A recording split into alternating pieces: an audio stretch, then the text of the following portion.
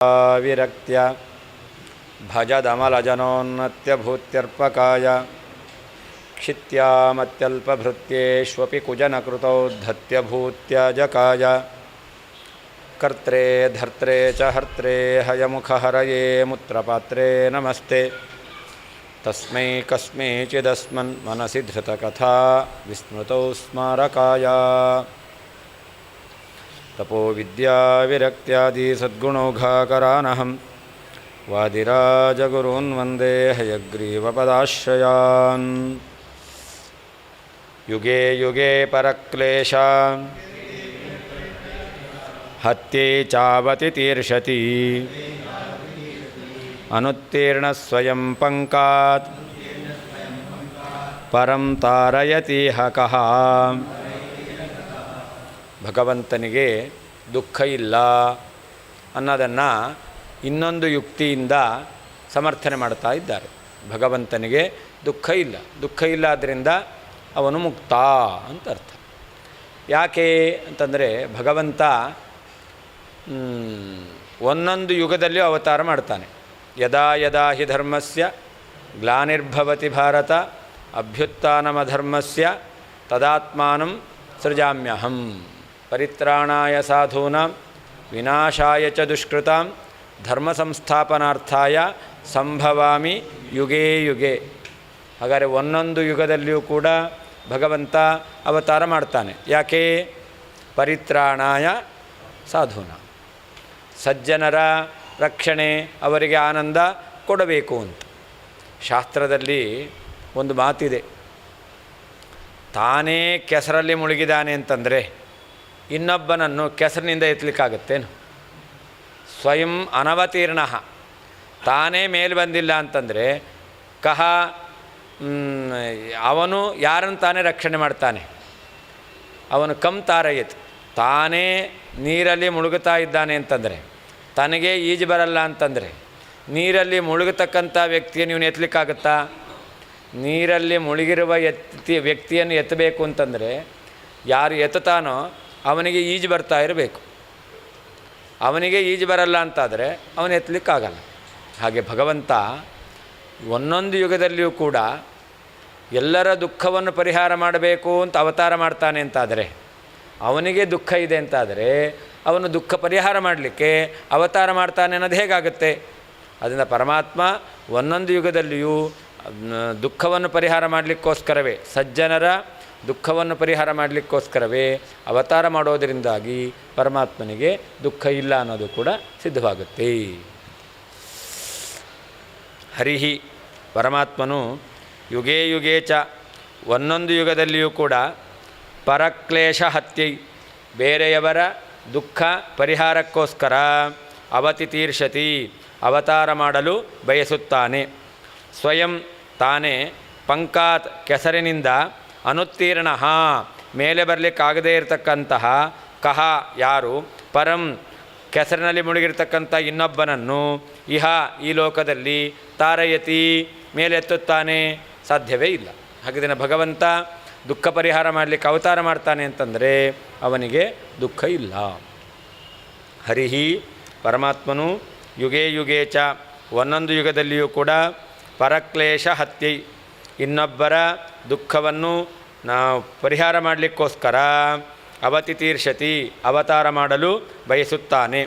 ಸ್ವಯಂ ತಾನೇ ಪಂಕಾತ್, ಕೆಸರಿನಿಂದ ಅನುತ್ತೀರ್ಣ, ಮೇಲೆ ಬಾರದೇ ಇರುವವನು ಕಹ ಯಾರು, ಪರಂ ಕೆಸರಿನಲ್ಲಿ ಇರುವಂತಹ ಇನ್ನೊಬ್ಬನನ್ನು ಇಹ ಈ ಲೋಕದಲ್ಲಿ ತಾರಯತಿ ಮೇಲೆ ಕೆತ್ತುತ್ತಾನೆ, ಸಾಧ್ಯವೇ ಇಲ್ಲ.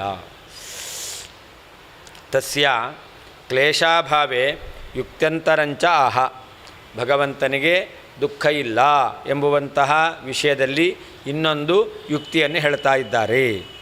ಯುಗೇ ಯುಗ ಇತಿ ಅವತಿ ತೀರ್ಷತಿ ಅವತಾರಂ ಕರ್ತುಂ ಇಚ್ಛತಿ. ಅವತಿ ತೀರ್ಷತಿ ಅಂತಂದರೆ ಅವತಾರ ಮಾಡಲು ಬಯಸುತ್ತಾನೆ ಅಂತ ಅರ್ಥ. ನಾರಾಯಣ ಇತಿ ಪೂರ್ವೇಣ ಅನ್ವಯ, ಯಾರು ಅಂತ ಇಟ್ಕೊಳ್ಬೇಕು. ಅಲ್ಲಿ ಹಿಂದಿನ ಶ್ಲೋಕದಲ್ಲಿ ಪರಮಾತ್ಮ ಅಂತ ಬಂದಿದೆ, ನಾರಾಯಣ ಅಂತ, ಅವನನ್ನೇ ಇಟ್ಕೊಳ್ಬೇಕು. ಅವತಿ ತೀರ್ಷತಿ ಇತಿ ವದತ ತದಾಪಿ ಅವತರಣಮೇವ ನ ಜನ್ಮ ಇತಿ ಸೂಚಿತಂ. ಪರಮಾತ್ಮನನ್ನು ಅವತಿತೀರ್ಷತಿ ಅಂತ ಹೇಳಿದ್ದಾರೆ. ಹಾಗಾದರೆ ಪರಮಾತ್ಮ ರಾಮನಾಗಿ ಕೃಷ್ಣನಾಗಿ ಹುಟ್ಟಿದ್ದಲ್ಲ, ಮತ್ತು ಅವತರಣ ಅಂದರೆ ಏನರ್ಥ? ಕೆಳಗಿಳಿದು ಬಂದದ್ದು. ಅಂದ ಪರಮಾತ್ಮನಿಗೆ ರಾಮಕೃಷ್ಣಾದಿ ಅವತಾರದಲ್ಲಿಯೂ ಹುಟ್ಟಿಲ್ಲ, ಜನ್ಮ ಇಲ್ಲ ಅನ್ನೋದನ್ನು ಅವತಿತೀರ್ಷತೆ ಎಂಬ ಪದದಿಂದ ಹೇಳ್ತಾ ಇದ್ದಾರೆ. ಅವತರಣ ಅಂದರೆ ಇಳಿಯೋದು, ಮೆಟ್ಲಿಂದ ಕೆಳಗಿಳಿದು ಬಂದ್ರಲ್ಲ, ಹುಟ್ಟಿದ್ದು ಅಂತ ಹೇಳ್ತಾರೆ ಯಾರಾದರೂ? ಕಾಫಿ ಕುಡಿದ ಕೂಡಲೇ ಹುಟ್ಟಿದ್ರು, ಕಾಫಿ ಮೇಲೆ ಕುಡಿದಿದ್ದು ಕೆಳಗಡೆ ಬಂದಿದ್ದು, ಹಾಗಾದರೆ ಕಾಫಿ ಕುಡಿದ ಕೂಡಲೇ ಹುಟ್ಟಿದ್ರು ಅಂತ ಹೇಳ್ತಾರಾ? ಇಲ್ಲ. ಅವತರಣ ಅಂದರೆ ಏನರ್ಥ? ಕೆಳಗಿಳಿಯೋದು ಅಂತ ಅರ್ಥ. ಅಂದರೆ ಭಗವಂತ ಅವತಾರ ಮಾಡ್ತಾನೆ, ಆದ್ದರಿಂದ ಹುಟ್ಟಿಲ್ಲ ಅಂತ ಸಿದ್ಧವಾಗುತ್ತೆ. ಹುಟ್ಟಿಲ್ಲ ಅಂದರೆ ದುಃಖ ಇಲ್ಲ ಅಂತ ಸಿದ್ಧ ಆಗುತ್ತೆ. ದುಃಖ ಇಲ್ಲ ಅಂತಾದರೆ ಮುಕ್ತ ಅಂತ ಆಯಿತು. ಪರಂ ಅಂದರೆ ಅನ್ಯಂ ಅಂತ, ಪರ ಅಂದರೆ ಇನ್ನೊಬ್ಬನನ್ನು ಅಂತ ಅರ್ಥ. ಇಹ ಅಂದರೆ ಲೋಕದಲ್ಲಿ ತಾನೇ ಮುಳುಗಿದವನು ಇನ್ನೊಬ್ಬನ ಎತ್ತಲಿಕ್ಕಾಗೋದಿಲ್ಲ, ಅದು ಕಂಡಿದೆ. ನಿತ್ಯ ಮುಕ್ತ ಚ ಸಾ ಭಾರ್ಯ ನಿತ್ಯ ಮುಕ್ತ ಪತಿಶ್ಚ ಸಹ ಬಾಹುಭ್ಯಾಮೇವ ಬಂಧೋಸ್ತಿ ನ ತಯೋರ್ಭವ ಬಂಧನಂ. ಲೋಕದಲ್ಲಿ ಯಾರಿಗಾದರೂ ಸಂಸಾರ ಇದೆ ಅಂತಂದರೆ ಏನಂತಾರೆ? ಹೆಂಡತಿ ಮಕ್ಕಳಿದೆ ಅಂತ. ಹಾಗಾದರೆ ಲೋಕದಲ್ಲಿ ಹೇಳೋದು ಸಂಸಾರ ಅಂದರೆ ಹೆಂಡತಿ ಮಕ್ಕಳು ಅಂತಾರೆ. ಆದರೆ ಸಂಸಾರ ಅಂದರೆ ಹೆಂಡತಿ ಮಕ್ಕಳಲ್ಲ. ಸಂಸಾರ ಅಂದ್ರೇನು? ದುಃಖ ಎಂಬತಕ್ಕಂಥದ್ದು ಅಲ್ಲ. ಪರಮಾತ್ಮನಿಗೆ ಸಂಸಾರ ಇದೆ, ಮುಕ್ತತ್ವ ಇಲ್ಲ. ಯಾಕೆ? ಪತ್ನಿ ಇದ್ದಾಳೆ. ಪರಮಾತ್ಮನಿಗೆ ಲಕ್ಷ್ಮೀದೇವಿ ಪತ್ನಿಯಾಗಿದ್ದಾಳೆ. ಹಾಗಾದರೆ ಲೋಕದಲ್ಲಿ ಸಂಸಾರ ಅಂದ್ರೇನು? ಹೆಂಡತಿ ಇರೋದು ಅಂತ. ಹಾಗಾದರೆ ಪರಮಾತ್ಮನಿಗೂ ಲಕ್ಷ್ಮೀದೇವಿ ಹೆಂಡತಿ ಇದ್ದಾಳೆ, ಅವನು ಸಂಸಾರಿ ಅಂದರೆ ದುಃಖ ಇರಬೇಕು ಅಂತ ಆಯ್ತಲ್ಲ. ಅದಕ್ಕೆ ಹೇಳ್ತಾರೆ, ಸಂಸಾರದಲ್ಲಿಯೂ ಕೂಡ ಹೆಂಡತಿ ಇದ್ದಾಳೆ ಅಂತಂದರೆ ಅವನನ್ನು ಸಂಸಾರಿ ಅಂತ ಕರೆಯೋದಲ್ಲ. ಮತ್ತು ಯಾರಿಗೆ ದುಃಖ ಇರುತ್ತೋ ಅವರನ್ನು ಸಂಸಾರಿ ಅಂತ ಕರೀತಾರೆ. ಮತ್ತು ಹೆಂಡತಿ ಇದ್ದರೆ ಹೆಂಡತಿ ಮಕ್ಕಳೆಲ್ಲ ದುಃಖಕ್ಕೆ ಕಾರಣರಾಗಿದ್ದಾರೆ. ಹೆಂಡತಿ ಮಕ್ಕಳು ಮಾತ್ರ ಅಲ್ಲ, ಗಂಡನೂ ಆಗಿರಬಹುದು. ಅದರಿಂದ ಈ ಹೆಂಡತಿ ಮಕ್ಕಳು ಪತಿ ಆಸ್ತಿ ಇದೆಲ್ಲವೂ ಕೂಡ ದುಃಖಕ್ಕೆ ಕಾರಣ ಆಗಿರೋದರಿಂದಾಗಿ ಅದನ್ನು ಸಂಸಾರ ಅಂತ ಕರೀತಾರೆ. ವಾಸ್ತವಿಕವಾಗಿ ಸಂಸಾರ ಅಂದರೆ ದುಃಖ. ಪರಮಾತ್ಮನಿಗೆ ಪತ್ನಿ ಇದ್ದಾಳೆ, ಹಾಗಾದರೆ ದುಃಖಕ್ಕೆ ಕಾರಣಲಾದ ಹೆಂಡತಿ ಇದ್ದಾಳೆ ಅಂತ ಆಯ್ತಲ್ಲ. ಹೆಂಡತಿ ಪ್ರಾಣ ಹೆಂಡತಿ, ಹಾಗಾದರೆ ಪರಮಾತ್ಮನಿಗೂ ಆ ಹೆಂಡತಿ ಇದ್ದಾಳ. ಅದಕ್ಕೆ ಹೇಳ್ತಾರೆ ನಿತ್ಯ ಮುಕ್ತ ಚ ಸಾ ಭಾರ್ಯ, ಅವಳು ಕೂಡ ನಿತ್ಯ ಮುಕ್ತಳಾಗಿರ್ತಕ್ಕಂಥ ಹೆಂಡತಿ. ಅದರಿಂದಾಗಿ ಅವಳು ದುಃಖಕ್ಕೆ ಕಾರಣಳಲ್ಲ. ಭಗವಂತನಿಗೆ ಪತ್ನಿ ಇದ್ದಾಳೆ, ಪತ್ನಿಯೂ ಮುಕ್ತಳಾದ್ದರಿಂದ ಅವಳಲ್ಲಿಯೂ ಕೂಡ ದುಃಖ ಇಲ್ಲ, ಇನ್ನೊಬ್ಬರಿಗೆ ದುಃಖ ಕೊಡಲ್ಲ. ಲೋಕದಲ್ಲಿರ್ತಕ್ಕಂಥ ಪತ್ನಿ ತನಗೂ ದುಃಖ, ಇನ್ನೊಬ್ಬರಿಗೂ ಗಂಡನಿಗೂ ದುಃಖ ಕೊಡ್ತಾಳೆ. ಆದರೆ ಪರಮಾತ್ಮನ ಪತ್ನಿಯಾದ ಲಕ್ಷ್ಮೀದೇವಿ ಅವಳಿಗೂ ದುಃಖ ಇಲ್ಲ, ನಿತ್ಯ ಮುಕ್ತಳು, ಇನ್ನೊಬ್ಬರಿಗೆ ದುಃಖವನ್ನು ಕೊಡೋದಿಲ್ಲ. ಆದ್ದರಿಂದ ಪರಮಾತ್ಮ ಲಕ್ಷ್ಮೀದೇವಿಗೆ ಬಂಧ ಇದೆ. ಏನು ಬಂಧ? ಪರಸ್ಪರ ಲಕ್ಷ್ಮೀನಾರಾಯಣರು ಆಲಿಂಗನೆ ಮಾಡಿಕೊಂಡಿದ್ದು ಈ ಬಂಧ ಅಷ್ಟೇ ಹೊರತು ನ ಭವಬಂಧನಂ, ಅವರಿಗೆ ಸಂಸಾರ ಬಂಧ ಎಂಬತಕ್ಕಂಥದ್ದು ಇಲ್ಲ ಅಂತ ಅರ್ಥ. ಬಾಹುಭ್ಯಾಮೇವ ಬಂಧೋಸ್ತು, ಅವರಿಬ್ಬರಿಗೂ ಕೂಡ ತಮ್ಮ ತಮ್ಮ ಕೈಯಿಂದ ಆಲಿಂಗನೆ ಮಾಡಿಕೊಂಡಿದ್ದಾರೆ. ಈ ಬಾಹುಬಂಧನ ಇದೆ. ಯಾವಾಗಲೂ ಬಾಹುಬಂಧನ ಅದು ಸುಖಕರ. ಅದರಿಂದ ಪರಮಾತ್ಮನಿಗೆ ಸುಖಕಾರಕವಾದಂತಹ ಪತ್ನಿಯ ಬಂಧ ಇದೆ ಅಷ್ಟೇ ಹೊರತು ನ ಭವಬಂಧನಂ, ಅವರಿಗೆ ಭವಬಂಧ ಇಲ್ಲ. ಭವ ಅಂದರೆ ಉತ್ಪತ್ತಿ, ಅಂದರೆ ಹುಟ್ಟು ಎಂಬತಕ್ಕಂತಹ ಬಂಧವೂ ಇಲ್ಲ, ಹಾಗೆ ಸಂಸಾರ ಅದು ಅವರಿಗೆ ಇಲ್ಲ ಅಂತ. ಈ ರೀತಿ ನಿತ್ಯ ಮುಕ್ತಳಾದ್ದರಿಂದ ಲಕ್ಷ್ಮೀದೇವಿಯ ಸಂಬಂಧ ಇದ್ದರೂ ಪರಮಾತ್ಮನಿಗೆ ಸಂಸಾರ ಇಲ್ಲ, ದುಃಖ ಇಲ್ಲ.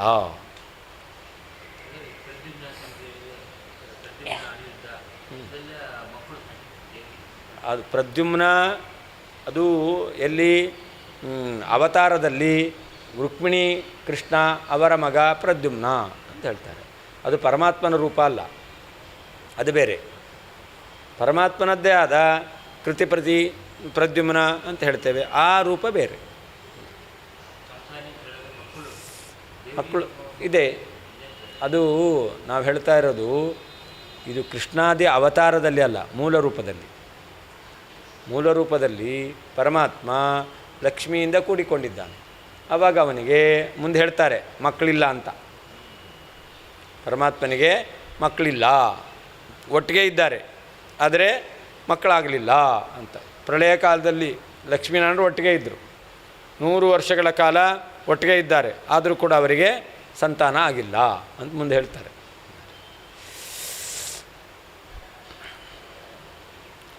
ಸಾಭಾರ್ಯ, ಆ ಪತ್ನಿಯಾದರೂ ನಿತ್ಯಮುಕ್ತಳು.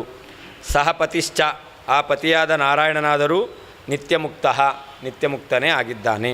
ತಯೋ, ಆ ಲಕ್ಷ್ಮೀನಾರಾಯಣರಿಗೆ ಬಾಹುಭ್ಯಾಮೇವ, ತಮ್ಮ ತಮ್ಮ ಕೈಗಳಿಂದಲೇ ಬಂಧ ಎಂಬತಕ್ಕಂಥದ್ದು ಅಸ್ತಿ, ಇದೆ. ಭವಬಂಧನಂ, ಸಂಸಾರ ಬಂಧನವು ನ ಅಸ್ತಿ, ಇಲ್ಲವೇ ಇಲ್ಲ. ಸಾಭಾರ್ಯ, ಆ ಹೆಂಡತಿಯಾಗಿರ್ತಕ್ಕಂತಹ ಲಕ್ಷ್ಮೀದೇವಿಯು ನಿತ್ಯಮುಕ್ತಳಾಗಿದ್ದಾಳೆ. ಸಪತಿಶ್ಚ, ಆ ಗಂಡನಾದ ನಾರಾಯಣನು ಕೂಡ ನಿತ್ಯಮುಕ್ತನಾಗಿದ್ದಾನೆ. ತಯೋ, ನಿತ್ಯಮುಕ್ತರಾದ ಲಕ್ಷ್ಮೀ ಮತ್ತು ನಾರಾಯಣರಿಗೆ ಬಾಹುಭ್ಯಾಮೇವ, ಕೇವಲ ಕೈಗಳಿಂದ ಮಾತ್ರ ಬಂಧನವು ಅಸ್ತಿ, ಇದೆ. ಭವಬಂಧನಂ, ಸಂಸಾರ ಬಂಧ ಎಂಬತಕ್ಕಂಥದ್ದು ಇಲ್ಲ. ಅದರಿಂದ ಪತ್ನಿ ಇದ್ದಾಳೆ ಅಂದ ಮಾತ್ರಕ್ಕೆ ಪರಮಾತ್ಮನಿಗೆ ಸಂಸಾರ ದುಃಖ ಇದೆ ಅಂತ ಹೇಳಲಿಕ್ಕೆ ಬರೋದಿಲ್ಲ. ನಾನು ಕಲತ್ರವತ್ವಾತ್ ನಾರಾಯಣಸ್ಯ ಸಂಸಾರ ಇತಿ ಜೈನಾದೀನಾಂ ಶಂಕಾಂ ಪರಿಹರತಿ. ಜೈನರು ಆಕ್ಷೇಪ ಮಾಡ್ತಾರೆ, ನಿಮ್ಮ ದೇವರಿಗೆ ಹೆಂಡತಿ ಇದ್ದಾರೆ ತಾನೇ, ಹಾಗಾದರೆ ನಿಮ್ಮ ದೇವರಿಗೆ ಹೆಂಡತಿ ಇರೋದರಿಂದ ಸಂಸಾರ ಇದೆ ಅಂದರೆ ದುಃಖ ಇದೆ ಅಂತ ಆಗಬೇಕಾಗುತ್ತೆ ಅಂತ ಅವರು ಆಕ್ಷೇಪ ಮಾಡ್ತಾರೆ. ಅದಕ್ಕೆ ಉತ್ತರ ಕೊಡ್ತಾ ಇದ್ದಾರೆ. ನಾನು ಕಲತ್ರವತ್ವಾತ್, ಕಲತ್ರ ಅಂದರೆ ಹೆಂಡತಿ ಇರೋದರಿಂದ ನಾರಾಯಣಸ್ಯ, ಪರಮಾತ್ಮನಿಗೆ ಸಂಸಾರ ಇದೆ. ಸಂಸಾರ ಅಂದರೆ ದುಃಖ ಇದೆ ಅಂತಂದರೆ ಈ ರೀತಿಯಾಗಿ ಜೈನಾದೀನಾಂ ಶಂಕಾಂ, ಜೈನರು ಬೌದ್ಧರು ಇವರ ಶಂಕೆಯನ್ನು ಪರಿಹರತಿ. ನಿತ್ಯಮುಕ್ತಾಚ ಇತ್ಯಾದಿನ. ಸಾಭಾರ್ಯ ಅಂದರೆ ಲಕ್ಷ್ಮೀ ಅಂತ ಅರ್ಥ. ಆ ಹೆಂಡತಿ ಅಂದರೆ ಲಕ್ಷ್ಮೀದೇವಿ. ಸಪತಿ ಅಂದರೆ ನಾರಾಯಣ. ಉಭಯೋರಪಿ ಪ್ರಳಯೇಪಿ ಅವಿನಷ್ಟದೇಹತ್ವೇನ, ಪ್ರಳಯ ಕಾಲದಲ್ಲಿಯೂ ಕೂಡ ಅವರ ದೇಹಕ್ಕೆ ನಾಶ ಎಂಬತಕ್ಕಂಥದ್ದು ಇಲ್ಲ. ಆದ್ದರಿಂದ ಪತಿವತ್ ಪತ್ನ್ಯಾಹ ಅಪಿ ಮುಕ್ತತ್ವ ಸಾಧನ ಸೌಲಭ್ಯಾತ್ ಇತಿ ಭಾವ. ಪತಿ ನಾರಾಯಣ, ಅವನಿಗೆ ಹೇಗೆ ಮುಕ್ತತ್ವ ಇದೆಯೋ, ಯಾಕೆ ಮುಕ್ತತ್ವ ಇದೆ ಹಿಂದೆ ಹೇಳಿದ್ರು, ಯಾಕೆ ದುಃಖ ಇಲ್ಲದೆ ಇರೋದ್ರಿಂದ. ದುಃಖ ಯಾಕಿಲ್ಲ? ಜನ್ಮ ಮರಣ ಇಲ್ಲ. ಹಾಗೆ ಲಕ್ಷ್ಮೀದೇವಿಯು ಕೂಡ ಪ್ರಳಯ ಕಾಲದಲ್ಲಿದ್ದಾಳೆ, ಜನ್ಮ ಮರಣ ಇಲ್ಲ.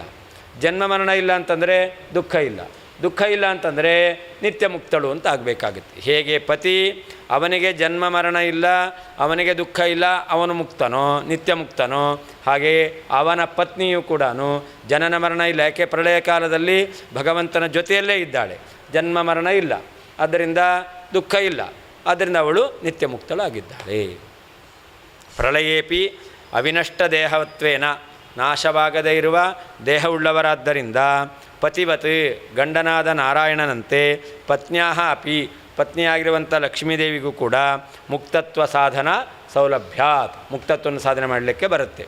ಲಕ್ಷ್ಮೀ ಮುಕ್ತ ದುಃಖರಹಿತತ್ವಾತ್, ಲಕ್ಷ್ಮೀ ದುಃಖರಹಿತ ಜನನಾದ್ಯ ಭಾವಾತ್, ಲಕ್ಷ್ಮೀ ಜನನಾದ್ಯ ಭಾವವತಿ, ಜನನ ಮರಣ ಪ್ರಳಯೇಪಿ ಸತ್ವಾತ್, ಪ್ರಳಯೇಪಿ ಅವಿನಷ್ಟ ದೇಹವತ್ವಾತ್ ಅಂತ. ಹೀಗೆ ಹಿಂದೆ ಪರಮಾತ್ಮನ ವಿಷಯದಲ್ಲಿ 3 ಅನುಮಾನ ಹೇಳಿದ ಹಾಗೆ ಲಕ್ಷ್ಮೀದೇವಿಯ ವಿಷಯದಲ್ಲೂ ಕೂಡ 3 ಅನುಮಾನ ಯುಕ್ತಿಯನ್ನು ಹೇಳಲಿಕ್ಕೆ ಬರುತ್ತೆ. ಭಾರ್ಯಾಹಿ ನ ಸ್ವತಯೇವ ಸಂಸಾರ ರೂಪ, ಕೇವಲ ಹೆಂಡತಿ ಅವಳೇ ಸಂಸಾರ ಅಂತ ಕರೆಯೋದಿಲ್ಲ. ಲೋಕದಲ್ಲಿ ನಾವು ವ್ಯವಹಾರ ಮಾಡ್ತೇವೆ, ಅವನು ಸಂಸಾರಿ ಅಂದರೆ ಹೆಂಡತಿ ಇದ್ದಾಳೆ ಅಂತ, ಆದರೆ ಹೆಂಡತಿ ಇದ್ದಾಳಲ್ಲ ಅವಳೇ ಸಂಸಾರ ಅಂತ ಅಲ್ಲ. ಅಪಿತು ಮತ್ತೇನು? ಸಂಸಾರ ದುಃಖ ಸಾಧನತೆಯ, ಸಂಸಾರದಲ್ಲಿ ದುಃಖಕ್ಕೆ ಹೆಂಡತಿ ಸಾಧನಲಾಗಿರ್ತಾಳೆ, ಅದನ್ನು ಅವಳು ಸಂಸಾರ ಅಂತ ಕರೀತಾರಷ್ಟೇ ಹೊರತು ಹೆಂಡತಿಯೇ ಸಂಸಾರ ಅಲ್ಲ. ಸಂಸಾರ ಅಂದರೆ ದುಃಖ. ಭಾರ್ಯಾಯಾಹ ಭರ್ತು ದುಃಖಹೇತುತ್ವಂಚ ಸ್ವಜರಾಮರಣಾದಿನ ಲೋಕೆ ದೃಷ್ಟಂ. ಹೆಂಡತಿ ಗಂಡನ ದುಃಖಕ್ಕೆ ಹೇಗೆ ಕಾರಣ? 2 ರೀತಿಯಲ್ಲಿ ಕಾರಣ. ತುಂಬ ಹಚ್ಕೊಂಡಿದ್ದರೂ ಅವಾಗ ಒಬ್ಬೊಬ್ಬರು ಅನ್ಯೋನ್ಯವಾಗಿದ್ದರೂ ದುಃಖಕ್ಕೆ ಕಾರಣ ಆಗುತ್ತೆ. ಇಬ್ಬರು ಅನ್ಯೋನ್ಯವಾಗಿಲ್ಲ ಅಂದರೂ ಕೂಡ ದುಃಖಕ್ಕೆ ಕಾರಣ ಆಗುತ್ತೆ. 2 ರೀತಿಯಲ್ಲಿ. ಅನ್ಯೋನ್ಯವಾಗಿದ್ದರೆ ಹೇಗೆ ದುಃಖಕ್ಕೆ ಕಾರಣ? ವಿಯೋಗ ಆಗುತ್ತಲ್ಲ, ಯಾವಾಗ ಹೆಂಡತಿ ಸತ್ತು ಹೋಗ್ತಾಳೋ ಆವಾಗ ತುಂಬ ಅನ್ಯೋನ್ಯತೆ ಇದ್ದಿದ್ದರಿಂದಾಗಿ ದುಃಖ ಆಗುತ್ತೆ. ಅಥವಾ ಬದುಕಿದ್ರೂ ಕೂಡ ಅನ್ಯೋನ್ಯವಾಗಿಲ್ಲ ಅಂತಂದರೆ ಆವಾಗ ದುಃಖಕ್ಕೆ ಕಾರಣ ಆಗುತ್ತೆ. ಇಲ್ಲಿ ಹೇಳ್ತಕ್ಕಂಥದ್ದು ಭಾರ್ಯಾಯಾ ಭರ್ತು ದುಃಖ ಹೇತುತ್ವ. ಹೆಂಡತಿ ಗಂಡನ ದುಃಖಕ್ಕೆ ಕಾರಣಲಾಗ್ತಾಳೆ ಅನ್ಯೋನ್ಯವಾಗಿದ್ದು. ಹೇಗೆ ಅಂತಂದರೆ ಅದಕ್ಕೆ ಸ್ವಜರ ಮರಣಾದಿನ ಲೋಕೆ ಅಂತ. ಮುದಿತನ ಅಥವಾ ಮರಣ ಎಂಬತಕ್ಕಂಥದ್ದು ಬಂದಿದೆ ಅಂತಾದರೆ ಗಂಡನ ದುಃಖಕ್ಕೆ ಕಾರಣಲಾಗ್ತಾಳೆ. ಆದರೆ ಪ್ರಳಯೇಪಿ ಅವಿನಿಷ್ಟದೇಹ ಲಕ್ಷ್ಮೀ. ಲಕ್ಷ್ಮೀದೇವಿ ಪ್ರಳಯ ಕಾಲದಲ್ಲಿಯೂ ಕೂಡ ದೇಹನಾಶವುಳ್ಳವಳಲ್ಲ. ಆದ್ದರಿಂದ ನ ತಾದೃಶೀತಿ ಕಥಂ ತಸ್ಯಾಹ ಸಂಸಾರ ಹೇತುತ್ವಂ.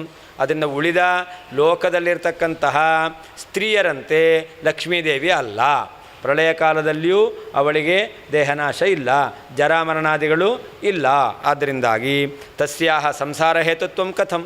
ಲಕ್ಷ್ಮೀದೇವಿ ಸಂಸಾರಕ್ಕೆ ಕಾರಣ, ದುಃಖಕ್ಕೆ ಕಾರಣ ಅಂತ ಎಲ್ಲಿ ಹೇಳಲಿಕ್ಕೆ ಬರುತ್ತೆ.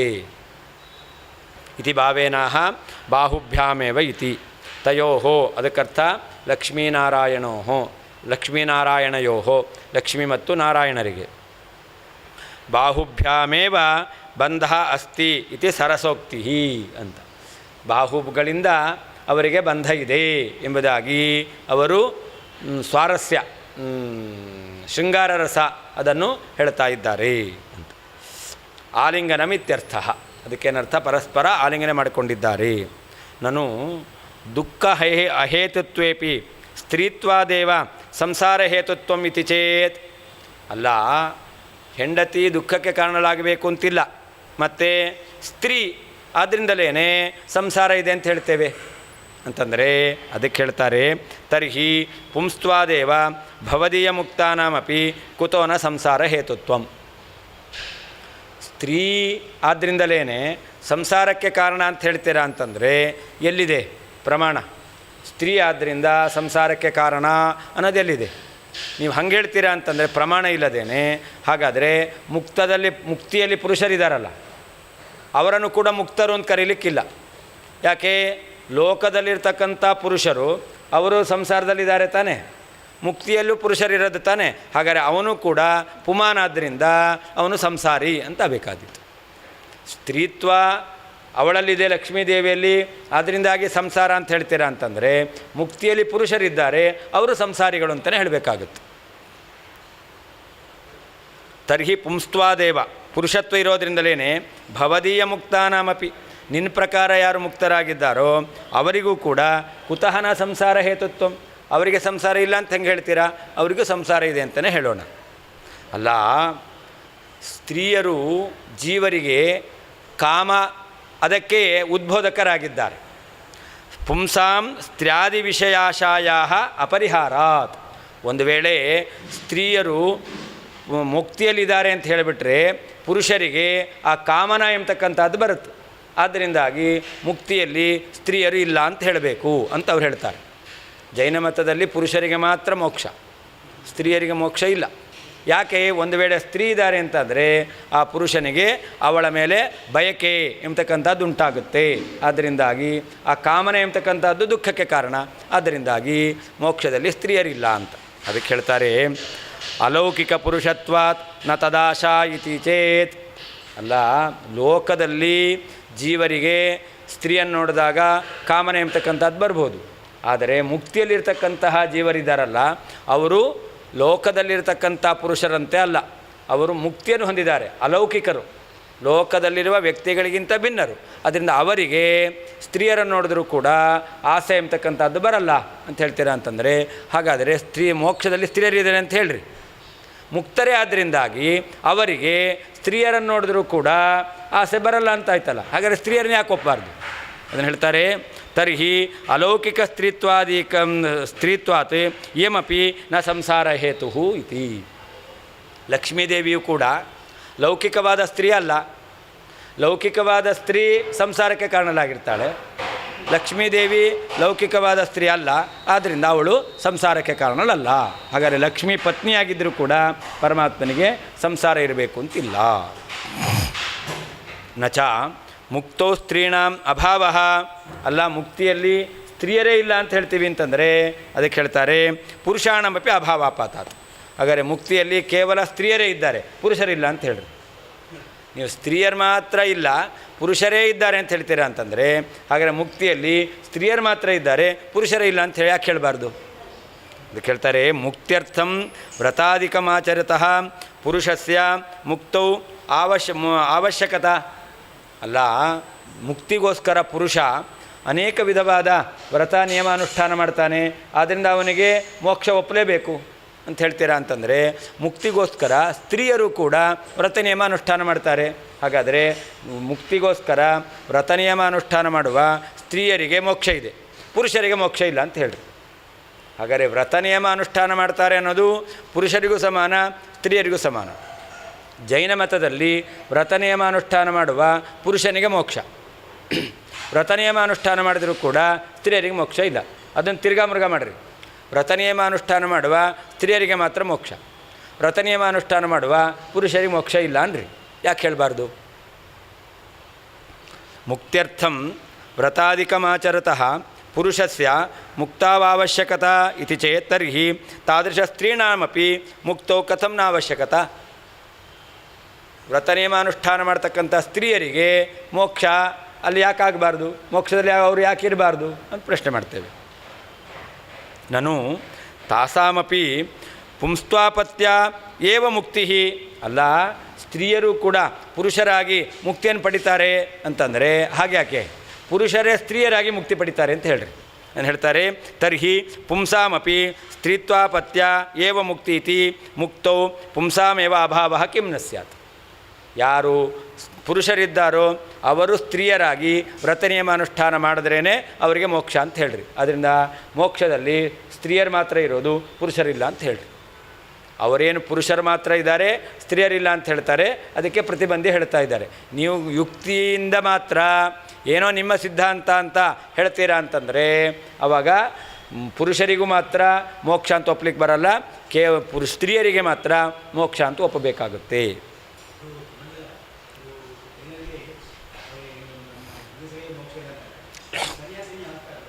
ಯಾರು ಅದನ್ನೇ ಹೇಳಿದ್ದು, ಸನ್ಯಾಸಿನಿಯಾಗಿ ಆಮೇಲೆ ಪುರುಷತ್ವವನ್ನು ಪಡೆದು ಆಮೇಲೆ ಮೋಕ್ಷಕ್ಕೆ ಹೋಗ್ತಾರೆ. ಹಾಂ, ಪುರುಷರಿಗೆ ಮಾತ್ರ ಮೋಕ್ಷ.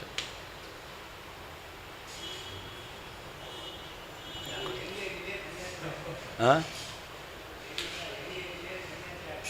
ಆಗಲಿ, ಅದೇ ಮುಂದೆ ಪುರುಷ ಜನ್ಮ ಪಡೆದು ಮೋಕ್ಷಕ್ಕೆ ಹೋಗಬೇಕು ಅಂತ. ಸ್ತ್ರೀಯರಿಗೆ ಮೋಕ್ಷ ಇಲ್ಲ.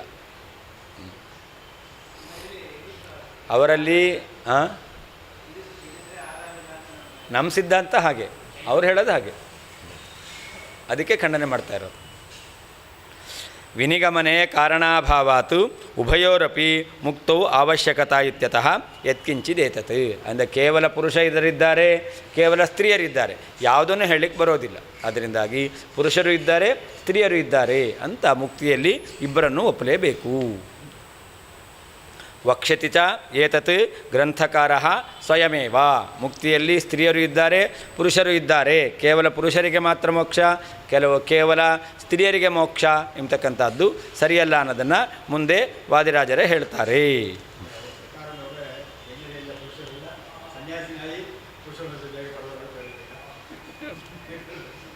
ಒಟ್ಟು ಪುರುಷತ್ವವನ್ನು ಪಡೀಲಿಕ್ಕೋಸ್ಕರ ಒಂದಿಷ್ಟು ಧರ್ಮಾಚರಣೆ ಮಾಡಬೇಕು.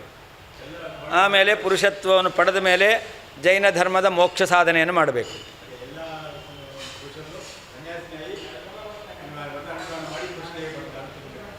ಎಲ್ಲ ಪುರುಷರು ಅಲ್ಲ, ಪುರುಷರಿಗೆ ಪುರುಷತ್ವ ಇದ್ದೇ ಇರುತ್ತಲ್ಲ. ಸ್ತ್ರೀಯರಾದವರು ಸನ್ಯಾಸಿಯಾಗಿ ಧರ್ಮಾನುಷ್ಠಾನ ಮಾಡಿ ಪುರುಷತ್ವ ಪಡೆದು ನಮಗೆ ಏನು ಪುರುಷ ದೇಹ ಪಡಿಲೇಬೇಕು ಅಂತಾರೆ ಅವರು. ಪುರುಷ ದೇಹ ಪಡೆದು ಸಾಧನೆ ಮಾಡಿದ್ರೇ ಅವರಿಗೆ ಮೋಕ್ಷ. ಹಾಂ ಹಾಂ, ಹೌದು ಹೌದು ಹೌದು. ಹಾಂ, ಸ್ತ್ರೀಯರಿಗೆ ಮೋಕ್ಷ ಇಲ್ಲ. ಮೋಕ್ಷದಲ್ಲಿ ಯಾವ ಸ್ತ್ರೀಯರೂ ಇಲ್ಲ, ಮೋಕ್ಷದಲ್ಲಿ ಯಾವ ಸ್ತ್ರೀಯರೂ ಇಲ್ಲ. ಹಾಂ, ಮೋಕ್ಷ ಅನ್ನೋದು ಶೂನ್ಯ ಅಲ್ಲ, ಚೇತನ ಇದ್ದಾನೆ, ಸಂತತ ಊರ್ಧ್ವಗಮನ. ಯಾವಾಗಲೂ ಮೇಲೆ ಹೋಗ್ತಾನೇ ಇರ್ತಾನೆ, ಅದೇ ಮೋಕ್ಷ ಅಂತ. ಹಾಂ ಫ್ರೀಯಾಗಿ, ಫ್ರೀ ಬರ್ಡ್ ನೀವು ಹೇಳ್ತೀರಲ್ಲ, ಅದೇ ನಾವು ಹೇಳಿದ ಫ್ರೀ ಬರ್ಡ್ ಅಂತ ಹೇಳ್ತೀರಲ್ಲ, ಹಾಗೆ ಬರ್ಡೇನ ಹಾರುತ್ತೆ, ಹಾಗೆ ಇವನು ಹಾರ್ತಾ ಇರ್ತಾನೆ. ಯಾರು ಅವನಿಗೆ ಬಂಧನ ಮಾಡೋರಿಲ್ಲ, ಕಟ್ಟುಪಾಡು ವಿಧಾನ ಮಾಡ್ತಕ್ಕಂಥವ್ರು ಇಲ್ಲ. ಹಾಂ ಮೋಕ್ಷ ಲೋಕ ಇಲ್ಲ, ಮೇಲೆ ಹೋಗೋದೇ ಮೋಕ್ಷ ಅಷ್ಟೆ, ಬೇರೆ ಲೋಕದಲ್ಲಿ ವಾಸ ಮಾಡಲ್ಲ. ಅನಾದ್ಯೋರ್ನ ಭವಾದ್ಯೋಸ್ತಿ ಭವೋಕ್ಷೇಷ ಪುನರ್ಭವ. ಭಗವಂತನಿಗೆ ಇನ್ನೂ ಒಂದು ರೀತಿಯಿಂದ ಮುಕ್ತತ್ವವನ್ನು ಹೇಳ್ತಾ ಇದ್ದಾರೆ. ಸಂಸಾರ ಇಲ್ಲ, ದುಃಖ ಇಲ್ಲ ಅಂತ. ಯಾಕೆ ಅಂತಂದರೆ ಲಕ್ಷ್ಮೀನಾರಾಯಣರು ಅನಾದಿ ಕಾಲದಿಂದ ಇದ್ದಾರೆ. ಅನಾದ್ಯೋಹೋ ಅಂತ, ಅನಾದಿ ಕಾಲದಿಂದ ಇರತಕ್ಕಂಥವರು. ಆದ್ದರಿಂದ ಅವರಿಗೆ ಅನಾದಿ ಕಾಲದಿಂದ ಇದ್ದಾರೆ ಅಂದರೆ ಹುಟ್ಟು ಇಲ್ಲ, ಸಾವು ಇಲ್ಲ. ಹುಟ್ಟು ಸಾವು ಇದ್ದರೆ ಸಂಸಾರ, ಅನಾದಿ ಕಾಲದಿಂದ ಇದ್ದಾರೆ, ಆದ್ದರಿಂದ ಹುಟ್ಟಿಲ್ಲ, ಸಾವು ಇಲ್ಲ. ಆದ್ದರಿಂದಾಗಿ ಏಷಃ ಭವಃ, ಭವ ಇದೆಯಲ್ಲ ಉತ್ಪತ್ತಿ, ಸಂಸಾರ, ಆದ್ದರಿಂದ ಪುನರ್ಭವ ಅಂತ ಹೇಳ್ತಾರೆ. ಹುಟ್ಟನ್ನು ಪುನರ್ಭವ ಅಂತ ಹೇಳ್ತಾರೆ. ಆದ್ದರಿಂದ ಅವರಿಗೆ ಯಾವಾಗಲೂ ಇರೋದರಿಂದ ಪುನರ್ಭವ ಇಲ್ಲ. ಪುನರ್ಭವ ಉತ್ಪತ್ತಿ, ಉತ್ಪತ್ತಿ ಎಂಬತಕ್ಕಂಥ ಭವ ಸಂಸಾರ ಇಲ್ಲ. ಸಂಸಾರ ಇಲ್ಲ ಅಂದರೆ ದುಃಖ ಇಲ್ಲ. ಆದ್ದರಿಂದ ಅವನು ಮುಕ್ತನಾಗಿದ್ದಾನೆ. ಲಕ್ಷ್ಮೀದೇವಿಯು ಕೂಡ ಮುಕ್ತಳಾಗಿದ್ದಾಳೆ. ಅನಾದ್ಯೋಹೋ, ಅನಾದಿಯಾಗಿರುವ ಲಕ್ಷ್ಮೀನಾರಾಯಣರಿಗೆ ಭವಾದ್ಯ, ಭವ ಅಂದರೆ ಉತ್ಪತ್ತಿ, ಉತ್ಪತ್ತಿ ಮರಣ ಎಂಬತಕ್ಕಂತಹ ಸಂಸಾರವು ನ ಅಸ್ತಿ, ಇರುವುದಿಲ್ಲ. ಏಷಃ ಈ ಯಾವ ಭವ ಸಂಸಾರವು ಪುನರ್ಭವ, ಪುನರ್ಭವ ಮತ್ತೆ ಉತ್ಪತ್ತಿ ಎಂಬತಕ್ಕಂತಹ ಹೆಸರನ್ನು ಹೊಂದಿದೆ. ಅನಾದ್ಯೋಹೋ, ಅನಾದಿಯಾಗಿರುವಂತಹ ಲಕ್ಷ್ಮೀನಾರಾಯಣರಿಗೆ ಭವಾದ್ಯ ಉತ್ಪತ್ತಿ ಮರಣ ಎಂಬತಕ್ಕಂಥದ್ದು ನ ಅಸ್ತಿ, ಇರುವುದಿಲ್ಲ. ಏಷಃ ಈ ಯಾವ ಭವ ಸಂಸಾರವು ಪುನರ್ಭವ, ಪುನಃ ಉತ್ಪತ್ತಿ ಎಂಬತಕ್ಕಂಥ ಹೆಸರನ್ನು ಹೊಂದಿದೆ. ಯುಕ್ತ್ಯಂತರೇಣಾಪಿ ಮುಕ್ತತ್ವಂ ಉಪಪಾದಯತಿ, ಇನ್ನೊಂದು ಯುಕ್ತಿಯ ಮೂಲಕ ಭಗವಂತನಿಗೆ ಮುಕ್ತತ್ವವನ್ನು ಹೇಳ್ತಾ ಇದ್ದಾರೆ. ಲಕ್ಷ್ಮೀದೇವಿಗೂ ಮುಕ್ತತ್ವವನ್ನು ಹೇಳ್ತಾ ಇದ್ದಾರೆ. ಭವ ಅಂದರೆ ಸಂಸಾರ ಅಂತ ಅರ್ಥ. ಆದ್ಯ ಪದೇನ ಸಂಸಾರಧ್ವಂಸ ಗೃಹ್ಯತೆ ಅಂತ ಅಲ್ಲಿ ಭವಾದ್ಯ ಅಂತಿದೆ. ಭವ ಅಂದರೆ ಜನ್ಮರೂಪ ಸಂಸಾರ, ಆಮೇಲೆ ಆದ್ಯ ಅಂತಿದೆ, ಮೊದಲಾದದ್ದು ಅಂದರೆ ಮರಣ ಅಂತ ಅರ್ಥ. ಅದಕ್ಕೆ ಧ್ವಂಸ, ಸಂಸಾರ ಧ್ವಂಸ ಎಂಬತಕ್ಕಂಥದ್ದು. ಅನಾದಿ ಕಾಲಮಾರಭ್ಯ ಅನುತ್ಪನ್ನತ್ವೇನ ಕೇವಲಂ ಸುಖಹೇತುನ ದೇಹೇನ ವಿಶಿಷ್ಟಯೋ ಕಥಂ ಸಂಸಾರ ಇತಿ ಭಾವ. ಅನಾದಿ ಕಾಲದಿಂದಲೂ ಕೂಡ ಅವರು ಹುಟ್ಟದೇ ಇದ್ದಾರೆ. ಅನುತ್ಪನ್ನತ್ವೇನ, ಅನಾದಿ ಕಾಲದಿಂದಲೂ ಹುಟ್ಟಲಿಲ್ಲ. ಆದರೆ ಕೇವಲ ಸುಖಕ್ಕೆ ಕಾರಣವಾಗಿರ್ತಕ್ಕಂಥ ಶರೀರ ಇದೆ, ಶರೀರ ಇದೆ. ಆ ಶರೀರ ಸುಖಕ್ಕೆ ಮಾತ್ರ ಕಾರಣವಾಗಿರ್ತಕ್ಕಂಥದ್ದು. ಅಂತಹ ಶರೀರವನ್ನು ಹೊಂದಿರತಕ್ಕಂತಹ ಲಕ್ಷ್ಮೀನಾರಾಯಣರಿಗೆ ಕಥಂ ಸಂಸಾರ, ಸಂಸಾರ ಬರಲಿಕ್ಕೆ ಹೇಗೆ ಸಾಧ್ಯ? ನಾನು ಅನಾದಿತ್ವೇನ ಜನ್ಮಾಭಾವ ಸಿದ್ಧಾವಪಿ ಸಂಸಾರಾಭಾವ ಕಥಂ ಸಿದ್ಧೇತ್ ಇತ್ಯತಃ ಭವೋ ಹೀತಿ. ಅಲ್ಲ, ಅನಾದಿಯಾಗಿದ್ದಾರೆ, ಹುಟ್ಟಿಲ್ಲ ಅಂತ ಹೇಳೋಣ, ಸಂಸಾರ ಇಲ್ಲ ಅಂತ ಹೆಂಗೆ ಹೇಳ್ತೀರ? ಅನಾದಿಯಾದ್ದರಿಂದ ಅವರು ಇದ್ದಾರೆ, ಅದರಿಂದ ಹುಟ್ಟಲ್ಲ ಅಂತ ಹೇಳೋಣ. ಸಂಸಾರ ಇಲ್ಲ ಅಂತ ಯಾಕೆ ಹೇಳ್ತೀರಾ ಅಂತಂದರೆ ಭವೋಕ್ಷೇಷ ಪುನರ್ಭವ. ಸಂಸಾರಕ್ಕೆ ಇನ್ನೊಂದು ಹೆಸರೇನು? ಪುನರ್ಭವ. ಹಾಗಾದರೆ ಉತ್ಪತ್ತಿ ಇದ್ರೇ ಸಂಸಾರ, ಅವರಿಗೆ ಹುಟ್ಟಲೇ ಇಲ್ಲ, ಉತ್ಪತ್ತಿ ಇಲ್ಲ ಅಂತಾದರೆ ಪುನರ್ಭವ, ಸಂಸಾರ ಇರಲಿಕ್ಕೆ ಸಾಧ್ಯ ಇಲ್ಲ. ಏಷಃ ಭವ ಇತಿ ಸಂಬಂಧ. ಭವೋಕ್ಷೇಷ ಅಂತಿದೆ, ಹೇಗೆ ಅನ್ವಯ ಮಾಡ್ಕೊಳ್ಬೇಕು? ಏಷಃ ಭವ ಅಂತ ಅನ್ವಯ ಮಾಡ್ಕೊಳ್ಬೇಕು. ಭವ ಸಂಸಾರ, ಪುನರ್ಭವ ಅಂದರೆ ನಿಘಂಟ್ವಾದೌ ಪುನಃ ಪುನಃ ಉತ್ಪತ್ತ್ಯ ಪುನರ್ಭವ ಸಂಜ್ಞಿತಃ ಅಂತ. ನಿಘಂಟು ಅಂತಂದರೆ ಶಬ್ದಕ್ಕೆ ಅರ್ಥವನ್ನು ಹೇಳ್ತಕ್ಕಂತಹ ಕೋಶ, ಡಿಕ್ಷನರಿ. ಅಲ್ಲೇನು ಹೇಳಿದ್ದಾರೆ? ಪುನಃ ಪುನಃ ಉತ್ಪತ್ತಿಯಾಗುತ್ತೆ, ಅದರಿಂದಾಗಿ ಸಂಸಾರ, ಅದನ್ನು ಪುನರ್ಭವ ಅಂತ ಕರೀತಾರೆ. ಸಂಸಾರಕ್ಕೆ ಬಂದವನು ಒಂದು ಬಾರಿ ಬರಲ್ಲ, ಪುನಃ ಪುನಃ ಬರ್ತಾನೆ ಇರ್ತಾನೆ. ಅದರಿಂದಾಗಿ ಇದನ್ನು ಪುನರ್ಭವ ಅಂತ ಕರೀತಾರೆ. ಉತ್ಪತ್ತ್ಯಭಾವೇತು ಅಪುನರ್ಭವ ಏವ ಇತಿ ಕಥಂ ಅನಾದ್ಯೋ ಭವಾದ್ಯ ಇತಿ ಭಾವ. ಹುಟ್ಟಿಲ್ಲ ಅಂತಾಗ್ಬಿಟ್ರೆ, ಉತ್ಪತ್ತಿ ಇಲ್ಲ ಅಂತಾಗ್ಬಿಟ್ರೆ ಆ ಅಪುನರ್ಭವ, ಅವರಿಗೆ ಪುನರ್ಭವ ಇಲ್ಲ. ಪುನರ್ಭವ ಇಲ್ಲ ಅಂತಾದ ಮೇಲೆ ಅವರಿಗೆ ಸಂಸಾರ, ಉತ್ಪತ್ತಿ, ನಾಶ, ಸಂಸಾರದ ಧ್ವಂಸ ಅದೆಲ್ಲ ಹೇಗೆ ಸಾಧ್ಯ? ಇಲ್ಲವೇ ಇಲ್ಲ. ನಚ ಅನಾದಿತ್ವಮಸಿದ್ಧಂ, ಅಲ್ಲ ಇವರಿಗೆ ಅನಾದಿತ್ವವೇ ಇಲ್ಲ ಅಂತ ಹೇಳ್ತೀವಿ ಅಂತಂದರೆ, ರುದ್ರಪಿತು ಬ್ರಹ್ಮಣಃ ಏವ ಬ್ರಹ್ಮಪಿತು ನಾರಾಯಣಸ್ಯೇವ ನಾರಾಯಣಪಿತು ಕಸ್ಯಚಿತ್ ಲೋಕೆ ಪ್ರಸಿದ್ಧಭಾವಾದೇವ ಅನಾದಿತ್ವ ಸಿದ್ಧಿ. ಲೋಕದಲ್ಲಿ ರುದ್ರದೇವರ ತಂದೆ ಬ್ರಹ್ಮ ಅಂತ ಗೊತ್ತು, ಬ್ರಹ್ಮದೇವರ ತಂದೆ ನಾರಾಯಣ ಅಂತುಂಟು. ಒಂದು ವೇಳೆ ಪರಮಾತ್ಮನಿಗೂ ಜನ್ಮ ಇದ್ದಿದ್ದರೆ ಪರಮಾತ್ಮನ ಅಪ್ಪ ಯಾರು, ನಾರಾಯಣನ ಅಪ್ಪ ಯಾರು ಅಂತ ಹೇಳಬೇಕಾಗಿತ್ತು. ಯಾರ ಹೆಸರಿದೆ? ನಾರಾಯಣಪ್ಪ ಅಷ್ಟೇ ಹೊರತು ನಾರಾಯಣನಿಗೆ ಒಬ್ಬ ಅಪ್ಪ ಇಲ್ಲ. ನಾರಾಯಣನೇ ಅಪ್ಪ, ನಾರಾಯಣನಿಗೆ ಒಬ್ಬ ಅಪ್ಪ ಇಲ್ಲ. ರುದ್ರದೇವರಿಗೆ ಒಬ್ಬ ತಂದೆ ಇದ್ದಾನೆ, ಬ್ರಹ್ಮದೇವರಿಗೆ ಒಬ್ಬ ತಂದೆ ಇದ್ದಾನೆ. ಹಾಗೆ ನಾರಾಯಣನಿಗೆ ತಂದೆ ಪ್ರಸಿದ್ಧಿ ಇಲ್ಲ.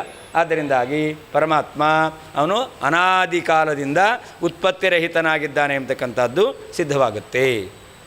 ರುದ್ರಪಿತು ಅನಾದಿತ್ವಂ ನಚ ಅಸಿದ್ಧಂ, ಪರಮಾತ್ಮನಿಗೆ ಅನಾದಿತ್ವ ಅಸಿದ್ಧ ಅಲ್ಲ. ಯಾಕೆ?